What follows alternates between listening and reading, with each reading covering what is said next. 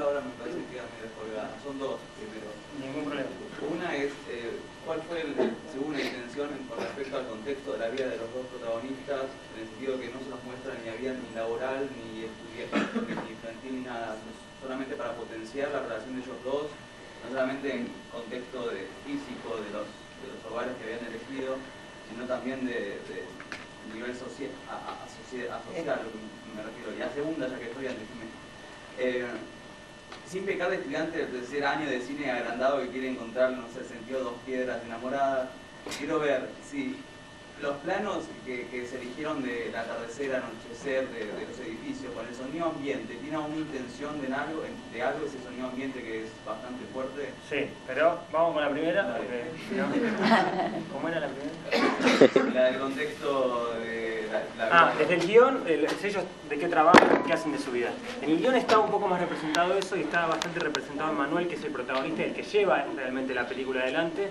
Lucas se le mostraba una cámara de fotos y no podía suponer que es fotógrafo. En el guión, él efectivamente es electricista, trabajaba con cables y con cosas con un amigo, con el personaje de Damián, que tenía mucho más participación en la película y se lo veía mucho más de qué es lo que hacía en su vida. Lo que pasa es que cuando yo hago la película y la empiezo a mostrar y pido opinión, varias de las opiniones, que unas me servían más, otras menos, y una de las opiniones que tuve que tenía que ver con esto de que la película de por sí era bastante cerrada sobre ellos dos y que estaba bueno, abría y se veían las conversaciones de él con el amigo, lo que generaba es que esta cosa de suspenso no estaba, porque uno sabía todo lo que pensaba él con respecto a la relación de ellos dos, que hasta el final de hecho estaba mintiendo. Lo que pasa es que los amigos de los protagonistas en las películas están puestos para explicar lo que está pasando, claro. Y esto no está mal. Por eso lo sacamos. Bueno, siempre los amigos están para dialogar lo que ya estamos viendo todos. Estaría bueno que esté para otra cosa, pero bueno. Y con respecto a la otra, nada, eso es una especie de... Yo voy aprendiendo cada vez más, ¿no? Pero siempre trato de darle bola a lo auditivo. Hay gente que es como... tiene unos niveles extraordinarios, como Lucrecia Martel, que trabaja lo auditivo en las películas. Si uno se pone estricto a escuchar es impresionante. O sea, uno casi debería ver las películas una vez y mirarlas para entender lo que ella genera con el sonido. Entonces, desde esos lugares que uno aprende, está bueno pensar qué pasa con la construcción sonora de la película. Y lo que yo quería hacer en esos edificios era una especie de... Para mí el sonido es como una especie de dragadora del fondo del mar. Es como que algo se está cocinando como por debajo. O sea, la imagen sonora que me daba es eso.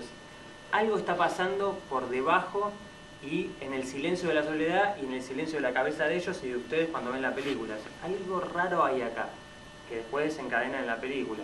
Y también esos planos con los sonidos los puse porque el espectador ideal que yo tenía en un punto no era un público culto, que entienda y que tenga un amigo gay, sino el que no entiende bien, el que no sabe, el que si viene la tía con el sobrino que es gay, primero se horroriza y casi que no le gusta. Entonces yo le tengo que dar en cuentagotas, como no es un varón y una chica que tienen que enamorarse, tienen que enamorar y encima tienen que cambiar de lado. O sea, es como demasiado lo que le estoy pidiendo al espectador.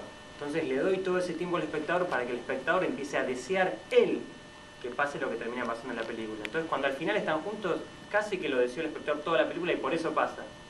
No que si lo muestro muy rápido tipo comedia, a la mitad de la película se me levantan y se me van porque dicen, no, yo no quiero ver una gay, viste, no, esto es cualquiera y se van. Por eso ese tiempo y esa cosa como de mucha meditación en la película. Yo reconozco que hay películas que a mí me hinchan las bolas y otras que no. En esta en particular nada, tiene sus tiempos la película, es verdad, pero bueno, estoy haciendo que tu mejor amigo de golpe esté con otro flaco, entonces te tiene que entrar en la cabeza a poco todo lo que pasa. Lamentablemente tenemos que cerrar la sala, así que hacemos 2 preguntas más. Bueno, el chico de verde creo que tiene una, ¿no? Vos levantaste la mano, ¿y quién más? Y ahí, Claudio, vos me podés hacer la pregunta cuando quieras. Pero bueno, 3. ¿Qué te inspiraste para escribir la historia? ¿Una historia real o es algo que se te ocurrió? No me inspiré en nada, quería escribir nada, desde un lugar por ahí egocéntrico que tengo, como al reloj que fue mi primer corto le fue muy bien. Lo que no quería era caer en repetir una especie de, hago esto, lo alargo un poco y funciona. Entonces me volqué completamente al otro lado y dije, bueno, comedia romántica.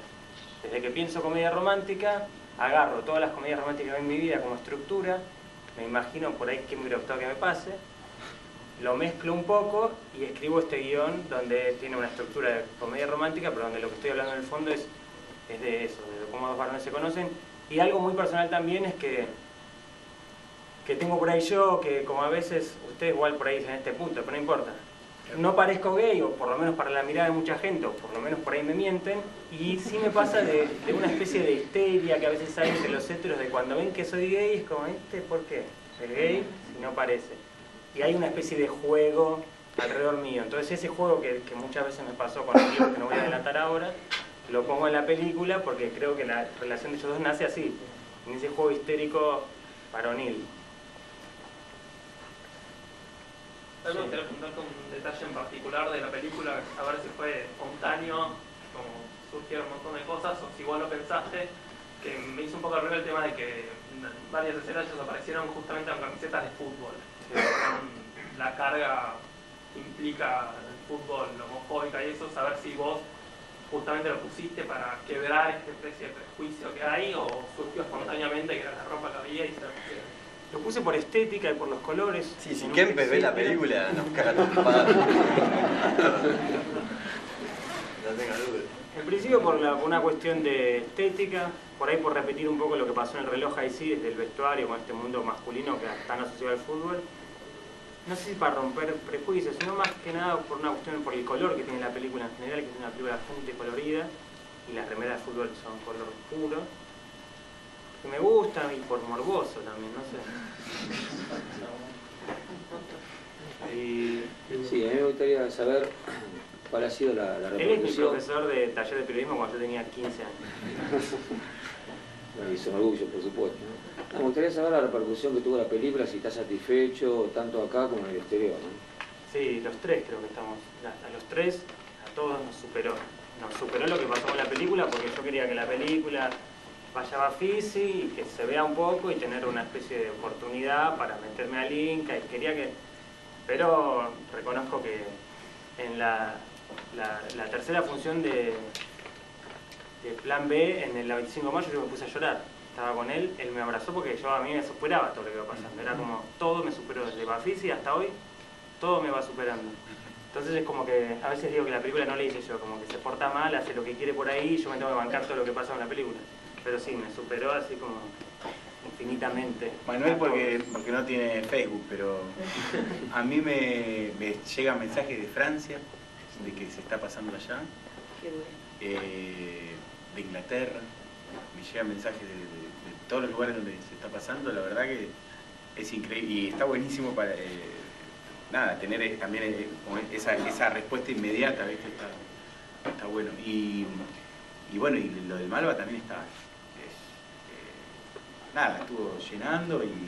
El Malva lo requiere porque somos una película éxito en el Malva. Sigue un mes más y nada, si se copan todos, seguimos por ahí un mes más todavía. Una última... Tengo una pregunta. Bueno, primero me pareció excelente la actuación. Te digo que al lado de muchas cuestiones comedias que se ven en la televisión en horario central, que hay actores que son terribles, unas actuaciones que no se las cree nadie. La verdad que la actuación de ustedes fue excelente, o sea, me pareció súper creíble. Después quería con dos cositas. Una, ahora ya que comentan lo del exterior, me pareció que cada tanto iba leyendo, y no soy experto en inglés, que la traducción en inglés no era ni por casualidad lo que se transmitía. O sea, que cualquiera que lo vea, o sea, que llegaba muchísimo más que lo que estaba leyendo, que nada, justamente porque... Pasa que es raro el traducir el posta, por ejemplo, como el que la película y se traducir. En eso me parecía como que en inglés creo que se perdía mucho.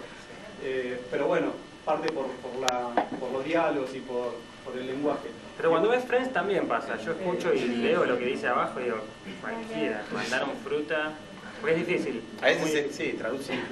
Y después te quería preguntar, el tema del río, ¿dónde era la zona o por qué la zona así como mostrando, un poco relacionado con lo que decían, si estaba intencionalmente no mostrado una cuestión, digamos, de clase media, sino que estaba como un poco más abajo, si eso tenía algún sentido en demostrar eso en No, es una clase media argentina que nosotros conocemos, que no, o sea, depende hasta dónde llega la clase baja, o sea, la clase baja no son, evidentemente, son una clase media, así que es como que sobreviven como lo hacemos todos, y los lugares tienen que ver más como una cuestión estética, digamos. Me parecía que no estaba bueno que vayan como a Olivos, al río, al lado con una cerveza. Estaba bueno eso, como que se van a lugares raros, ¿entendés? Se van a un lugar donde nadie los ve. ¿Eso dónde es? Eso es en el norte, San Isidro. San Isidro, por ahí, un lugar que estaba abandonado, ahora lo tiraron abajo. Pero era como eso, de hecho uno en un momento decís, se van a chapar acá, ¿qué va a pasar? Porque justamente ellos deciden, desde los personajes, buscar lugares que uno no va a tomar un helado ahí. No va a eso, a fumar marihuana, esas cosas raras que hacen en la película. Pero la verdad que me pareció excelente. Gracias. Qué bueno. Una más que tenía y ya la última. Soy compañera de Claudio en la misma escuela que estudiante. Digo una reflexión final, además soy profesora de literatura y me peleo mucho con los chicos todavía en el aula porque hay mucha homofobia. Entonces, digo, la primera película que veo donde justamente es una comedia romántica más, cómo nos preguntamos todos de qué género es, si los actores son gays, si vos sos gay, o sea, digo, ojalá haya un día en el cual no nos tengamos que preguntar estas cosas, ¿no? Y yo no me tenga que pelear en el aula. Pedí la biblioteca y la llevamos, la mostramos, claro, yo voy invitado. Ahora me iba a quedar para decirte. Dale. Le digo, qué buen instrumento también para analizar un poco esto que hubo muchas preguntas acá que yo pensaba, ¿no? Ojalá no tuviéramos que hacer estas preguntas que pensaba yo. Nada más, no era una pregunta, era... Y con final feliz, ¿no? Porque claro, por lo general en los 80 era adiós Roberto o el Silvia o... Todo muerto, todo el suyo. Que no les pasó nada. A mí me dijeron dos cosas, termino con dos cosas nomás, que muy simpáticas.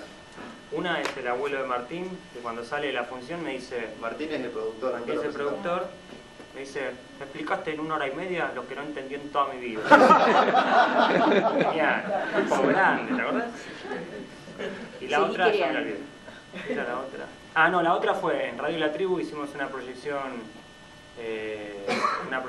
especial.